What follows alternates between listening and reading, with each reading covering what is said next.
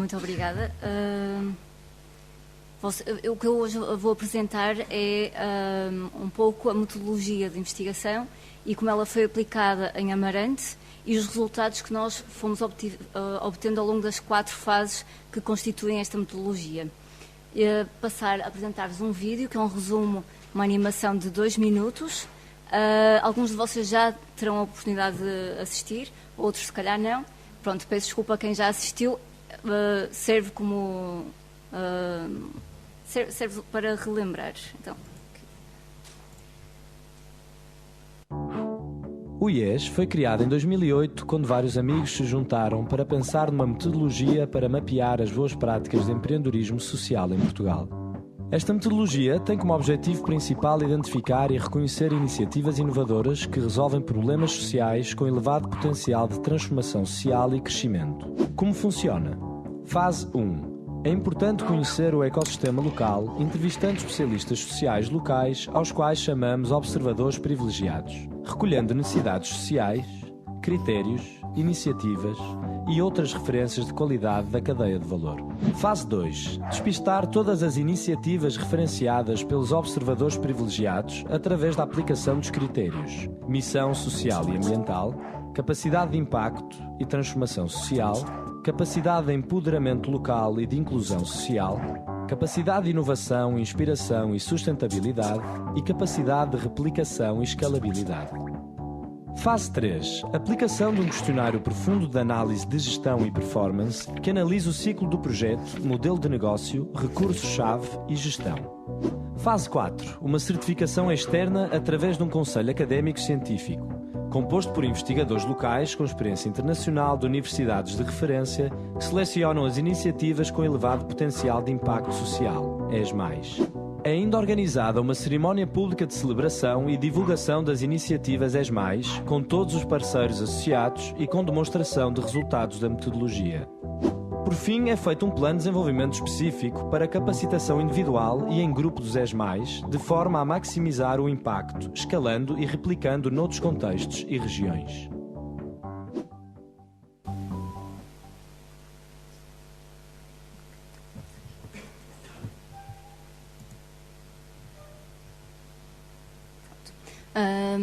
Passo então a apresentar a metodologia e os resultados e pedir um favor.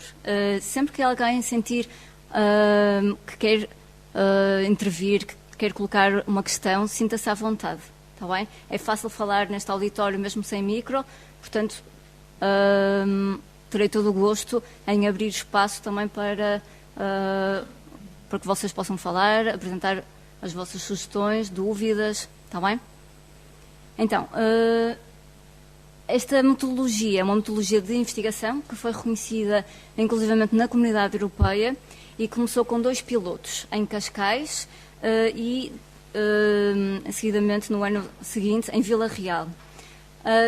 Derivado ao sucesso, fez-se um mapeamento de investigação mais aprofundado e mais longo na área metropolitana do Porto.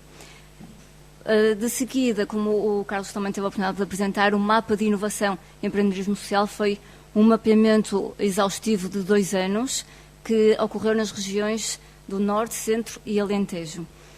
Como vocês podem ver, e nós fomos nos apercebendo disto ao longo dos anos da investigação, esta metodologia vai acontecendo por um processo de afunilamento. Inicialmente falamos com imensas pessoas que são os chamados observadores privilegiados, aquelas pessoas que conhecem o território a nível social e que são capazes de ajudar a caracterizar e também a nomear as iniciativas que têm maior potencial. E depois desses, fazemos uma listagem de todas as iniciativas que foram referenciadas, caracterizamos essas iniciativas e elas são selecionadas mediante aqueles 5 critérios de empreendedorismo social. Mais uma vez, há aqui um afunilamento e chegam mais ou menos à terceira fase apenas 25% em média. Depois, isto ainda afunila mais para os chamados ES+, e ainda mais quando falamos de inovação social. É um processo natural que vai acontecendo de igual forma em todas as regiões e que também aconteceu aqui em Amarante. Também. Então, para quem tiver interesse de conhecer estes 134 ES+, portanto, iniciativas de alto potencial de inovação e empreendedorismo social, pode consultar já nesta primeira versão que temos online, que é o MIES, mies.pt. Tem o mapa interativo, como podem ver aqui do lado direito. Tem também um livro que faz a descrição e que pode ser baixado gratuitamente, faz a descrição de cada iniciativa, os resultados, a metodologia, a missão, os parceiros, o modelo de financiamento. É muito interessante para aprender, tem várias áreas de intervenção, desde o ambiente, à saúde, à educação, uma diversidade enorme de áreas. Aqui tem também, gratuitamente, para quem tiver interesse de testar, uma ferramenta de competitividade, que é uma ferramenta onde vocês introduzem os dados da vossa ideia e permite avaliar a criação de valor à sociedade. Portanto, é também gratuito e está disponível nesta base. Aqui em Amarante, nós podemos dizer com muita felicidade da minha parte que demos um passo à frente na metodologia, porque não foi somente um processo de investigação e de procura e de busca das melhores práticas, mas foi um processo de capacitação e formação. Capacitação porque capacitamos uma equipa local. O vereador André já teve a oportunidade de falar da Lara Capela e da Vera Pereira. Eu tenho também a oportunidade de falar do Manel Oliveira e onde está? Lá em cima, da Elizabeth. Um meu muito especial obrigada. Foi um prazer trabalhar com vocês os quatro. São pessoas adoráveis e que têm genuína vontade de melhorar o setor social profundamente, ok? Passando de um paradigma, se calhar, de mais assistencialismo para um paradigma de maior autonomia e integração social e trabalho em rede. Portanto, o meu muito obrigado a vocês os quatro. Então, todas estas fases também foram passando por seminários de formação com os próprios interlocutores locais, presidentes, responsáveis, coordenadores das iniciativas sociais. Numa primeira fase, se calhar vou falando mais à frente disto, portanto, aqui mais uma vez os 5 critérios, se calhar não vou falar, já se falou. Então, na primeira fase, nós começámos logo arrancando com um seminário de empreendedorismo social, genérico, com uma duração de meio-dia, e, mediante isso, tivemos também a oportunidade de completar essa informação colhida com entrevistas pessoais, entrevistas por telefone, alguma pesquisa, mas de menor dimensão online também, completando 60 observadores privilegiados, um universo que nos deu alguma robustez à investigação e, curiosamente, tipicamente, um observador privilegiado em Amarante é mulher, não é? Porque 60% das pessoas que responderam foram mulheres e são mulheres licenciadas. Como podem ver, 78% têm um grau académico que corresponde à licenciatura. A maior parte reconhece e conhece bem o setor social e considera que, no caso, um terço considera que está o nível de desenvolvimento da inovação e empreendedorismo social é fraco, mas está em desenvolvimento.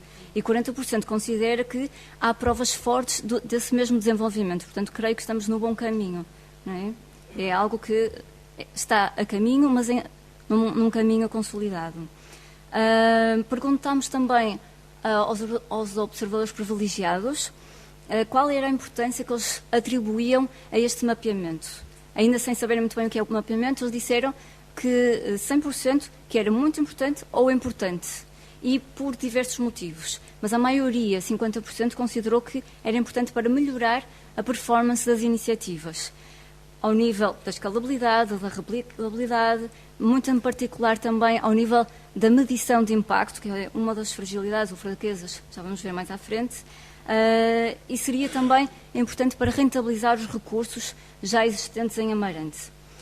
Um quarto dos observadores considerou também que era importante pela geração de conhecimento. De facto, esta metodologia teve como princípio inicial o gerar conhecimento. Este conhecimento que seja partilhado e que crie mais parcerias e trabalho em rede. E também como o diagnóstico de necessidades. Falando das próprias necessidades, claramente as mais referidas, são coincidentes com outras regiões, nomeadamente aqui a região do Tâmega, e 75% dos OPs referiu o desemprego como realmente a principal necessidade e o problema que mais afeta e que tem também externalidades ele próprio. Outro problema que também foi muito referenciado foi a questão das famílias em risco ou das pessoas em risco. O isolamento social dos idosos, acompanhado do êxodo rural dos jovens. E, em quarto lugar, e este é muito curioso porque demonstra um nível de consciência muito interessante que nem sempre se encontra noutras regiões, que é o desperdício de recursos e a ineficiência das próprias organizações como um todo. Aqui eu notei e fiquei muito feliz por ver este problema aqui referenciado, porque demonstra essa consciência de que já existe uma rede social muito forte. Aliás, vou já avançar, é uma das potencialidades, é a segunda potencialidade mais referida em Amarante, que é o associativismo e a rede social, mas que poderia ser muito mais rentabilizada, não é? Portanto, de um lado temos um problema e, por outro lado, temos a própria potencialidade. É interessante. A primeira e a principal recurso, a primeira potencialidade referida foram precisamente os recursos naturais, como vocês sabem, o vinho verde, os cogumelos, a biomassa e tantos outros recursos endógenos são realmente valores acrescentados aqui da região de Amarante, assim como o turismo e o património material e imaterial, as tradições, a história, os monumentos. E mais à frente vamos ver como isto, confrontado com as necessidades, pode dar aqui algumas luzes para o futuro. Como estruturas de apoio que apoiam o empreendedorismo social, claramente a Câmara Municipal aparece aqui em destaque. É a organização pública, mais referida pelo universo dos 60 observadores privilegiados, a Dolman também em segundo lugar, e, de um modo geral, podem ver, com 25%, as organizações sociais e a rede social são referência para apoio do empreendedorismo social, bem como a Atos e um papel também de destaque para a Associação Empresarial de Amarante e o Instituto Empresarial do Tâmega. Na segunda fase, fizemos também um seminário, neste caso mais direcionado para as iniciativas, que nos permitiu fazer uma descrição das mesmas, um seminário ao qual chamamos Potenciar Mais, de um meio-dia, e isto foi dirigido a 43 iniciativas. Das 51 que foram referenciadas pelos OPs, 8 foram excluídas porque não faziam parte do Concelho de Amarante, da área geográfica de Amarante. Uma delas não tinha critério para o estudo, está bem? Portanto, fizemos uma avaliação destas 43. Mais de 50% destas iniciativas considerava estar numa fase de crescimento. Menos uma percentagem apenas de 11% na fase inicial, cerca de 20% na fase de implementação e já também as mais antigas, naturalmente, com 13%, na fase de maturidade e disseminação. Alguma questão até o momento? Não? Então vou avançar. Estas iniciativas apresentaram predominantemente áreas de intervenção ligadas ao apoio às famílias, ao desenvolvimento de competências, algumas também iniciativas lúdicas, culturais ou desportivas e também ao desenvolvimento de jovens e ligados ao envelhecimento. Curiosamente, podem ver aqui mais no fundo da tabela que o turismo, o desenvolvimento económico e até o desenvolvimento comunitário, apesar de ter sido uma potencialidade referida, é se calhar ainda pouco explorada. Portanto, há aqui espaço para explorar o turismo, o desenvolvimento económico, o desenvolvimento comunitário, indústria alimentícia, se calhar baseada nos produtos locais. Portanto, são aqui deixas que se podem usar. Ora bem, fazendo aqui um ponto de situação, dos 60 observadores privilegiados que nós contactamos, identificámos 51 iniciativas. Destas, foram excluídas, a que não faziam parte. Estudámos 43 iniciativas mais assim a fundo. Aplicando os 5 critérios de missão, de impacto, de inovação, de sustentabilidade, de envolvimento e de replicação, passaram à terceira fase 14.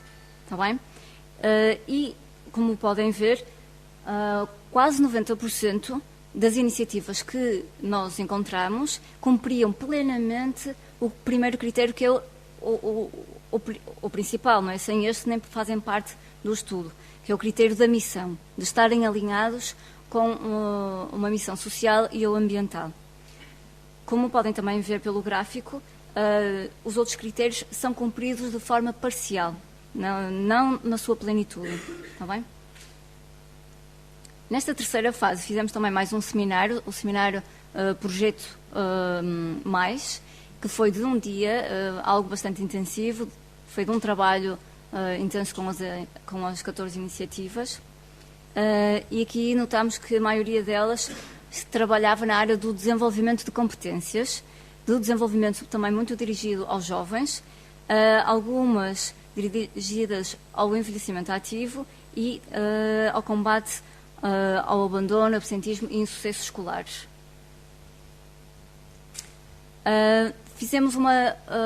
Passámos um questionário de autoavaliação das iniciativas, portanto foi autopreenchido.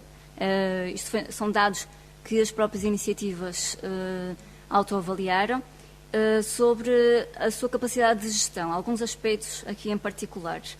E como podem ver, há a nível do planeamento, a nível, por exemplo, da estratégia, ou seja, do seu alinhamento com a visão, a missão da organização, também a sua capacidade de funcionamento administrativo, da sua implementação de projetos, as iniciativas apresentam um grau de maior competência interna.